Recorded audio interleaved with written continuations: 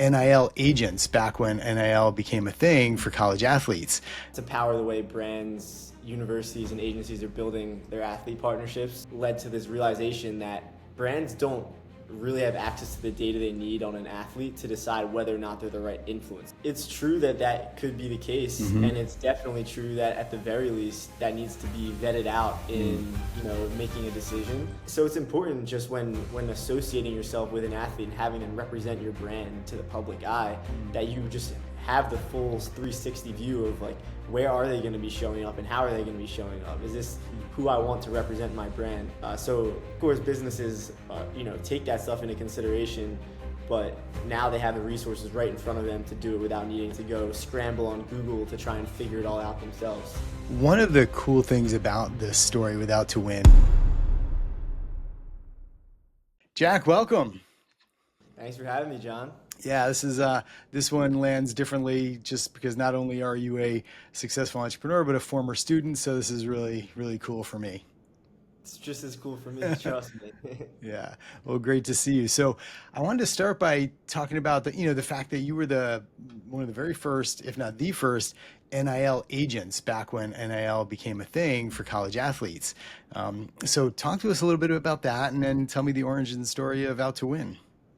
Yeah, no, I mean, like 4 years later, it feels crazy to even like walk that far back and acknowledge kind of where it all began. But a lot of it led to where we are today, building an intelligence technology to power the way brands, universities, and agencies are building their athlete partnerships. But I guess, yeah, to start where it all began, sitting in your class as a junior at Syracuse.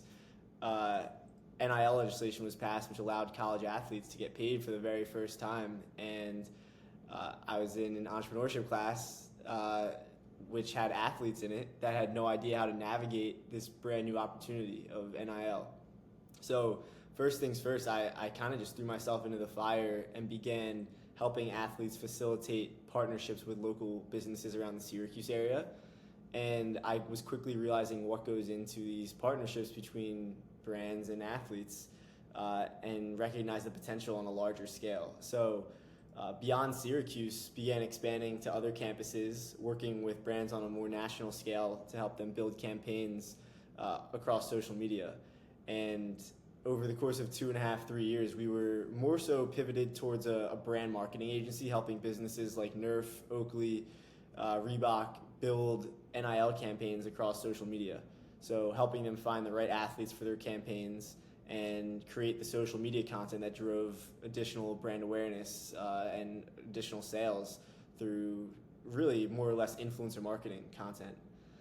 And all of that to get to where we are now led to this realization that brands don't really have access to the data they need on an athlete to decide whether or not they're the right influencer.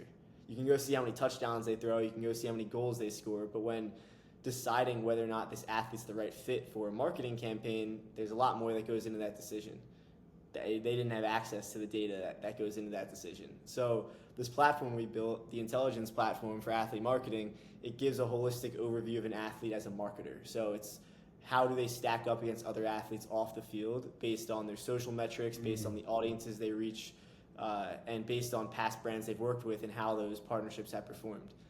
So we launched that about a year ago, and we've now been scaling that tech in the NIL ecosystem, and ideally we'll be scaling that beyond NIL into other verticals of sports and the creator economy.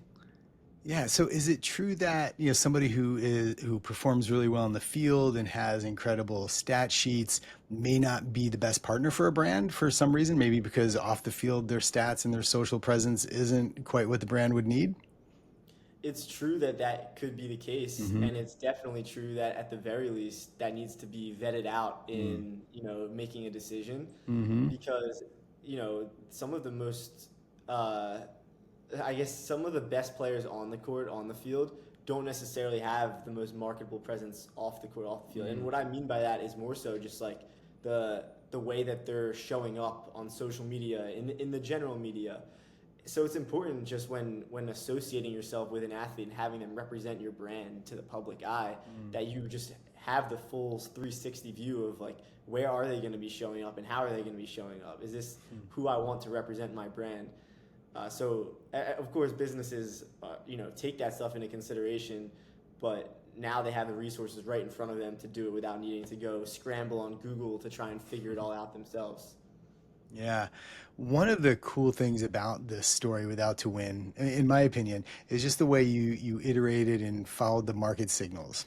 And a Yeah. lot of young entrepreneurs, they're kind of maybe they're headstrong or stubborn, and they think, hey, this is the idea that's going to win, and they stick with it at all costs because they think that by being faithful to the idea, that's how they're going to ultimately win. But you didn't do that. You kind of followed the signals, and you went from being an agent trying to match athletes with specific brands to something that's ultimately much more scalable and interesting. So was that second nature to you, or was that difficult, or how did you navigate those pivots that ultimately led you to where you are? It was definitely difficult. I would say that there is a part of it that was second nature, which didn't make it any less difficult. Mm. But it was kind of just this process of feeling out the market, feeling out the feedback that I was constantly receiving, Hmm. and kind of like you said, just being open minded, not being stubborn, Hmm. listening to what people said and taking it, not necessarily taking everything I heard, but recognizing patterns and applying them to where I wanted to take the business. And I guess when I initially started the business, I said from the beginning, like, I wasn't doing this to go like leverage it to get a good job for myself. I was doing it because I wanted to build a solution that was going to change the space forever. And because of that mindset, it kept me always curious to how we could improve our solution, how we could do this thing better. And I think that's really where a lot of our innovation came from. It was from this like relentlessness to like being better and doing good to the industry. So that mindset, I think, was the more like what led to the second nature of innovation and open mindedness to pivoting. Yeah, and ultimately that led you to where you are now. And was it 1.3 million you just raised? Is that the number? Yeah. Yeah. So I'm interested in that. Like, so you're talking to investors who are probably older than you, probably more sophisticated in business and the startup ecosystem. So how do you navigate that, as a younger founder, in the room with funders? Yeah. I mean, I think the our most recent raise was really exciting. It allows us to fuel our growth and take it to the next level. What I honestly will modestly say what I feel more proud of was us raising a pre-seed round before we even had revenue. Mm. Uh, when we raised a $250,000 pre-seed and we hadn't even launched the product yet. So that's what I feel more proud of. I can talk obviously about both or either, but just raising money was something that honestly a lot of those competitions that I competed in at Whitman really prepared me for how to pitch the story and the vision over just the raw numbers. It's so much of it's about storytelling and like in a way vision dumping because that's what gets people excited. That's what gets people to buy in, and that's a lot of what I was doing in the early stages of raising money. It was really just pitching the vision that I had for where this could go. Yeah. So, I mean, do you get anxious or nervous before you do this? Like, do you have a routine that you get ready for when you go into pitch? Yeah, I definitely I get really nervous, especially for those pitch competitions. Again, like bringing it back to Whitman and some of like the experience I had there. Um, I this like I didn't come in first place for maybe like 4 or 5 straight competitions, Right. and for every single one, I would get really nervous. I get nervous around public speaking in general, and for some reason, I feel like that's when I like perform my best Mm. when the words just flow out is when I'm like not I'm blacked out, not even thinking about the words I'm saying, and it just comes out naturally. That's for some reason when I tend to do my best. But in these, I guess it was a much more intimate setting in these investor pitches, so it was maybe a little less nerve wracking, Hmm. but there was more on the line. Yeah. So I guess we've raised from about 15 to 20 investors now, Okay. all angels. So we didn't raise any institutional capital. But raising angel money, I guess, because of how many pitches I did, probably over 100 over the last year, it definitely started to become second nature. I wouldn't even pull up a deck anymore. I would just kind of just talk through, the business, the vision, and a lot of times pull up the platform to show them the visual of what it is we've built, as opposed to showing slides that explain the visual. Yeah. So, well, I want to back up to the $250,000 seed raise without revenue, because that's difficult, right? That's a hard thing to do. So, what do you attribute that to, or what was that like, or just kind of talk about that experience and just getting to that point, because I think a lot of entrepreneurs would like to get to that point, and your story could Yeah. be informational and helpful. Yeah, I mean, I felt and still feel really confident in what we're building because of 3 years being in the space, feet on the ground, experiencing the pain points firsthand. Mm. And that allowed me to go pitch this as, this isn't us starting from scratch. This is us taking everything we've learned. This is us taking a book of business and really just pivoting it into a more scalable model. So we were pre-revenue under the tech, but we were really just productizing an agency that we'd been building for 2 3 years. That's really why I was able to, one, raise this round of 250 grand, but also to go get off to a really fast start, and raise another 1.3 million within 8 months of launching the platform. Yeah. So, I mean, so now the company looks a lot different than it did a few years ago, Yeah. right? So talk to us a little bit about how that's changed, what's different now, and I'm really interested in just how you manage yourself, right? How are you kind of prioritizing your mental, physical, spiritual health? How are you making sure that you're going to be healthy enough to enjoy the fruits of your labor, when you're an older guy? Yeah. No, I mean, the company looks a lot different right now, even just over the last few months. And I think just like funny context for this part of the conversation too is like, I would come into your office when you were my professor at Syracuse once a week and just vent to you about the challenges that I was going through on a day to day of running the business while being a college student. Today, those challenges are a whole lot different. But what's so interesting that I've learned and has kind of allowed me to cope with the challenges is every new phase of the business brings its own new set of obstacles, and there's no avoiding them. You got to face them head on. So a lot of those early days definitely prepared me for facing these new challenges that come today. I honestly, they're getting bigger, maybe they're getting scarier, but they just feel a lot more achievable to overcome because I've just like I've battled the wars through 3 almost 4 now years of building the business. um, that said, so many of our challenges today do just feel like they're on a bigger scale. We now have 7 full-time employees. I'm, supporting people's families and careers, and there's a lot of pressure and weight that comes behind that, but also a lot of just validation behind what we're building, to have the belief of those people to come buy in and become a part of this journey with me. But yeah, day to day, they're all new types of challenges. The way that I deal with them is kind of just by looking back and remembering that they're all surmountable. Right. Yeah. You've gotten through tough stuff before. You can do it again. Yeah. So it's resilience, but it does bring it to another level when you realize you're responsible for other people's livelihoods, for sure. It is, Yeah. yeah. And I had a team of almost 20 to 30 in college of interns, more or less. Like it was just students that had roles that they were just doing in between classes. Now this is full-time jobs where people are spending much more than their 9 to 5 days allocated towards just being a part of growing this business. Hmm. And the culture behind that, like just building the right culture behind where we're all heading, I've taken a lot more focus into now than I ever had before, because I'm realizing how important it is to building this company the right way. Yeah. So what does that look like, or what does that mean to you, building it the right way, and how do you develop culture? Because we know that that's probably one of the more powerful things you can do. Yeah, and I honestly, I definitely learned it a lot from like reading and learning about other startups, how important culture can be. And it almost didn't like we're building a remote startup. We're all in our own states. Like everyone's in all different states around the country, which makes it difficult just to build a really solidified culture because people can kind of be off doing their own thing and there's only so much oversight that you can have over remote workers.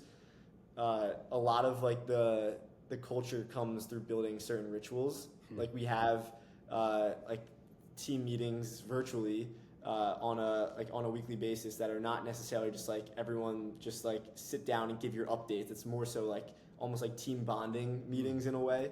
And then on a quarterly basis, we're trying to do them more frequently. We're having in-person meetups all together where we're just having a couple days of co-working in person. And eventually I would love to work in person and that can just be an everyday thing where we're collaborating face to face and it's a lot, I think, more progressive for making, I don't know, for growing the vision behind the business. Mm-hmm. But right now, just at this stage, it isn't worth the investment to go get an office in New York City and relocate 7 team members. So Yeah. we're trying to do it in terms of build culture. We're trying to do it in the most efficient way possible. Yeah, no, that's smart, but it does have its challenges, right? So are your teammates, are they all local to where you are? Are they spread out all over the place?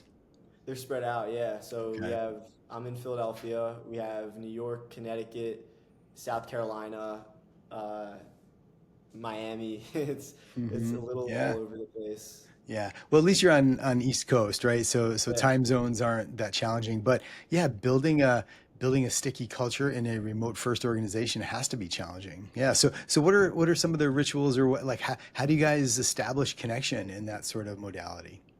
Yeah, so on Fridays, at the end of each Friday, we have like a team weekly recap, and there's no real structure to it. It's kind of just like bring a beer to the meeting if you'd like. It's like we're just gonna kind of kick back and discuss the wins from the week, look forward to what's to come for the rest of the month, and it's more so like I said, kind of a team bonding time than it is like a structured meeting or sync Mm-hmm. and like moments like that it just brings the team closer together as as family Mm-hmm.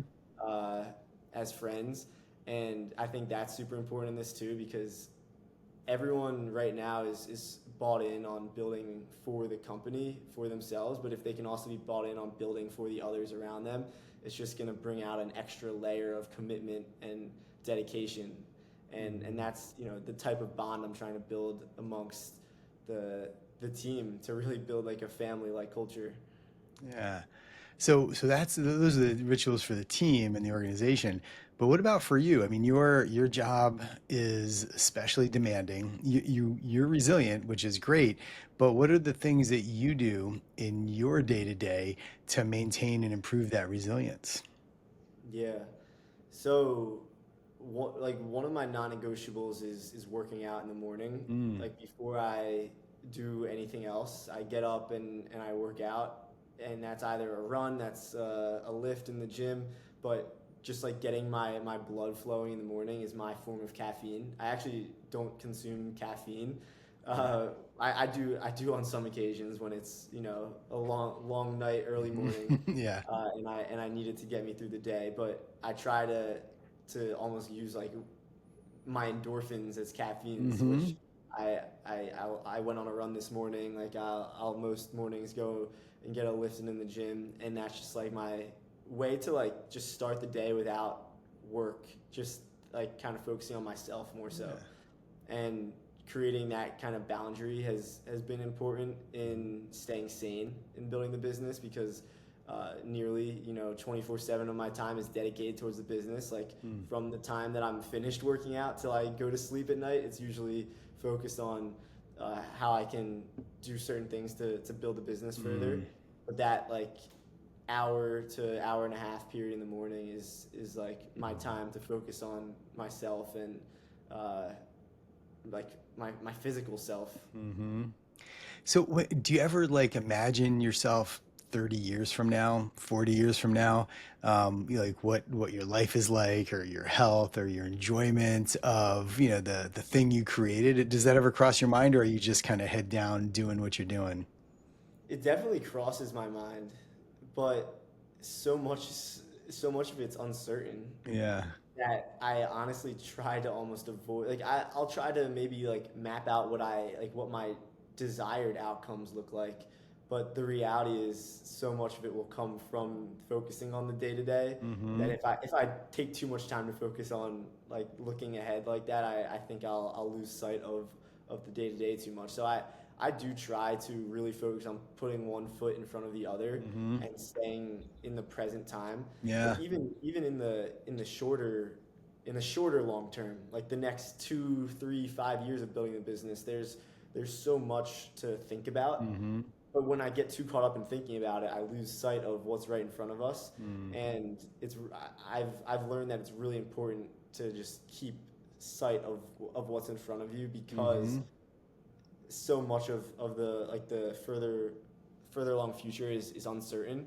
So by putting too much weight on what you think could or hopefully will happen, you end up, I think, like almost losing track in what needs to be done right in front of you.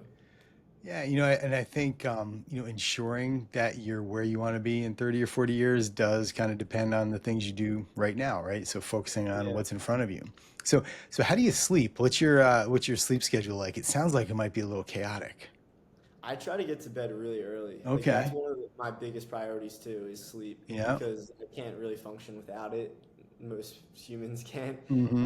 But I'll try to be asleep by 10 p.m. Great. and I usually don't accomplish that, but that's just like the goal that I set, and then uh, I'll end up asleep by 11 latest, and then I wake up at 6, and Yeah. that's when I go work out, and then I'm sitting at the desk by 7:30, ready for ready for the day.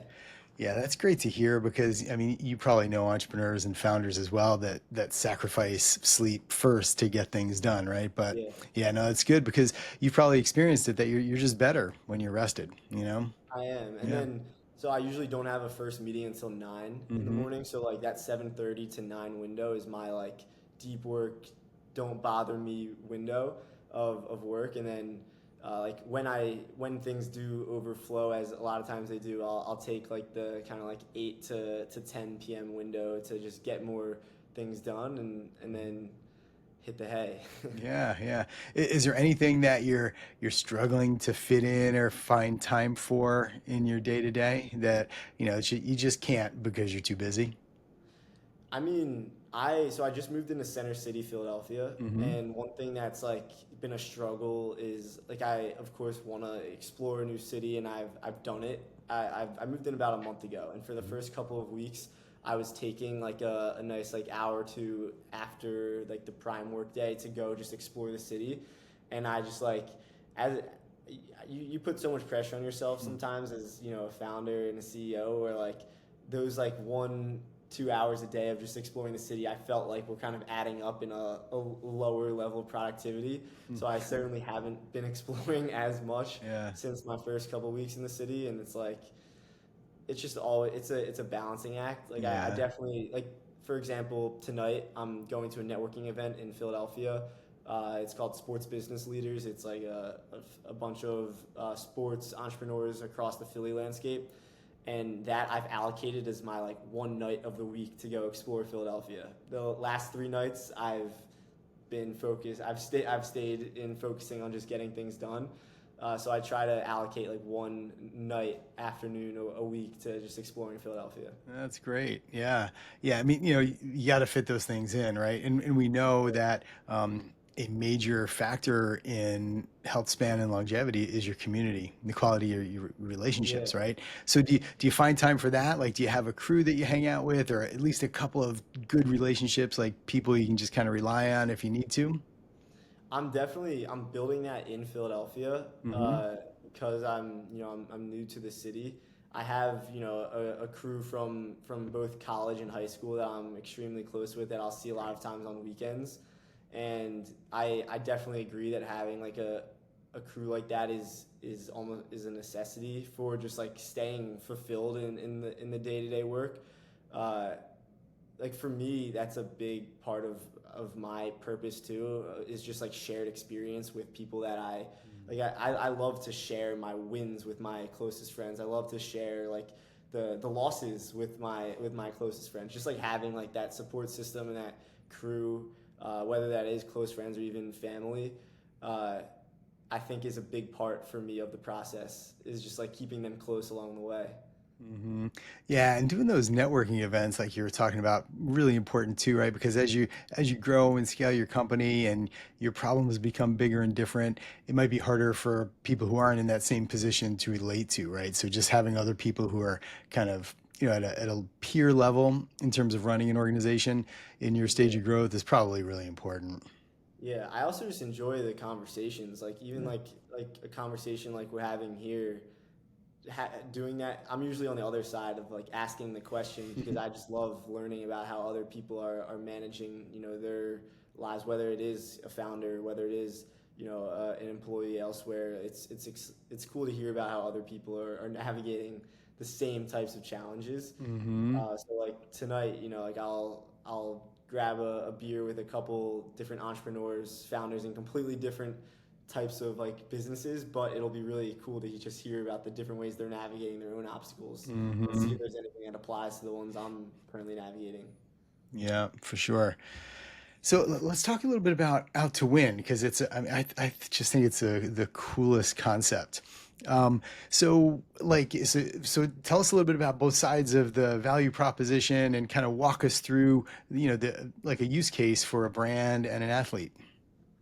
Yeah, so our business is entirely B2B. So we're selling to a combination of brands who are looking to build athlete campaigns, but we're also selling more so on like the athlete side of the value proposition. We're selling to universities and talent Mm. agencies who can use the platform almost on behalf of their athletes. Ah.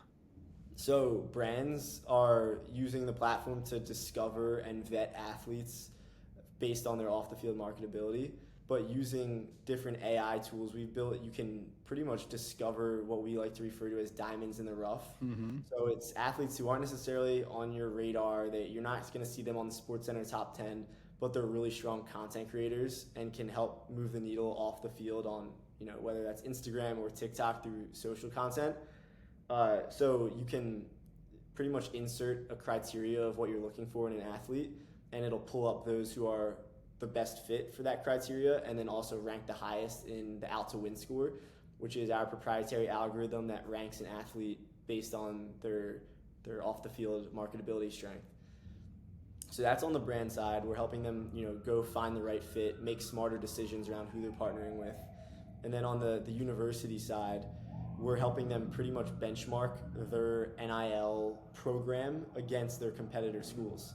So South Carolina is one of our clients, and they can pretty much see how the South Carolina NIL program looks against Tennessee Mm. by how many brand sponsorships have been driven for their athletes, by how many total followers their athlete pool has Mm. versus Tennessee.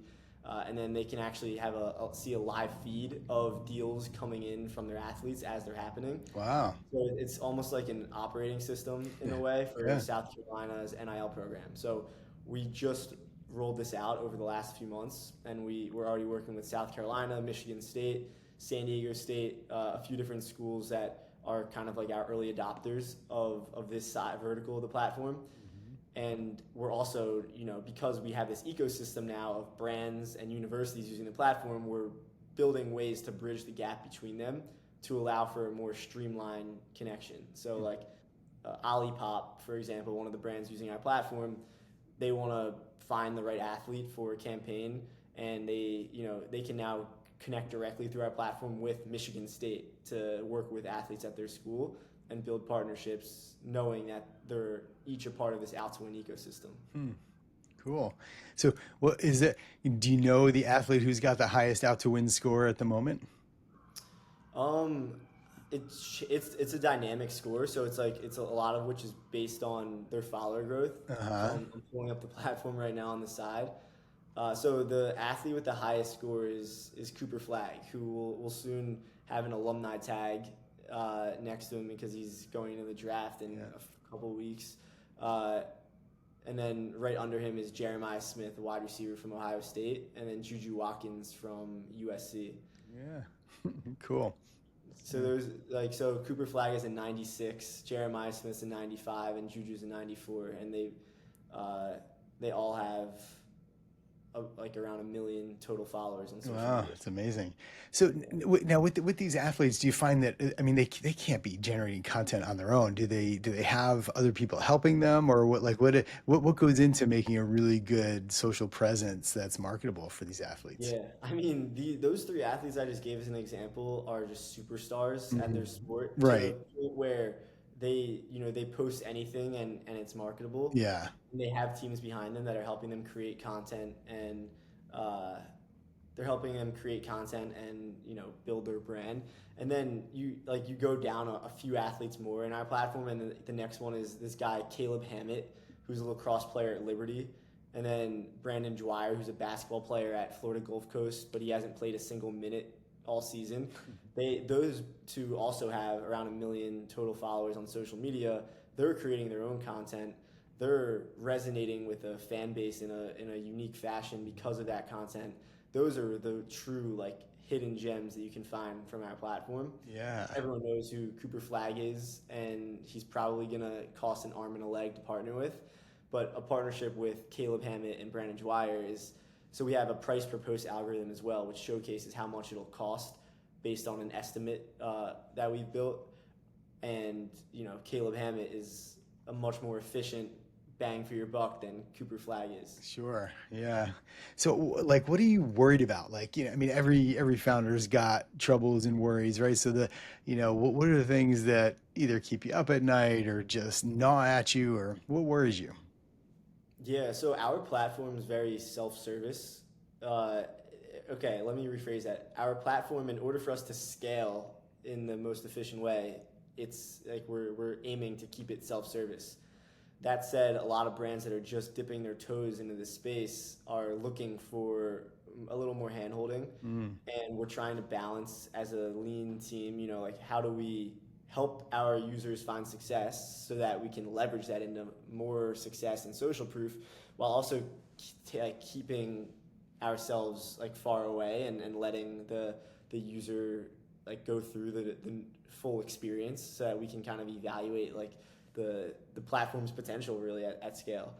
And we've contemplated building out an agency arm to the business that has a more hands-on involvement. We've contemplated just building out better tools and resources to help. Like that's one thing that I think in a self-service software, I've heard this from other founders in the space too, is something you always kind of battle with, is this like pull to go act in a more hands-on fashion. Um, and I'm just really trying to focus on staying away from it as hmm long as I can, and I guess like as much as I can. hmm That's something that I would say like keeps me up at night because I'm trying to figure out ways to just more efficiently get involved without it being in a way that requires more overhead. Because that's hmm really what it is from a scalability perspective. It's like we now have about 100 clients, and we have one person working customer success, but also working business development. So like we have very limited resources allocated to customer success. Uh, how can we maximize those resources that we are allocating?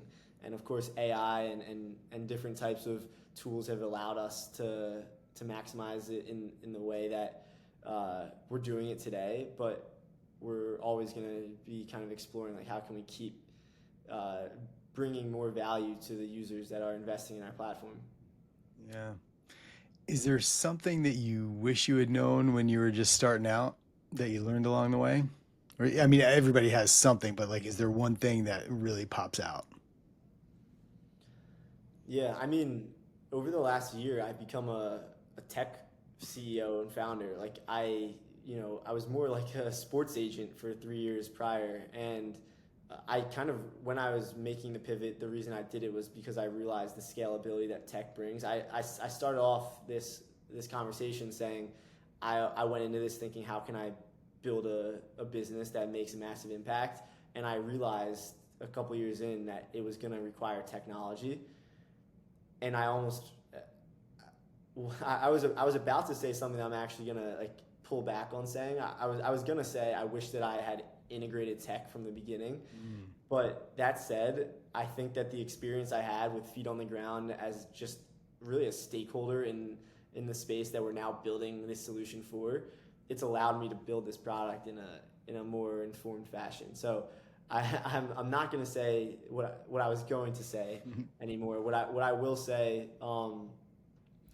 is that I do wish that I had more like of a technical knowledge coming into you know, like this pivot that we've made. But luckily over the last year I've dedicated a lot of time to really ramping up my knowledge there, and I've surrounded myself with an unbelievable team that's helped me feel like I have years of experience in product and engineering. But that's been just like my biggest transition over the last year, has really becoming more product and technical minded. Any advice for startup founders from where you sit? Well, I mean, I'm very passionate about student entrepreneurship, Mm. and I know that's something you spend a lot of your time around. I just think that there's such an opportunity as a student to go throw yourself into the fire and learn from what most likely will be failure.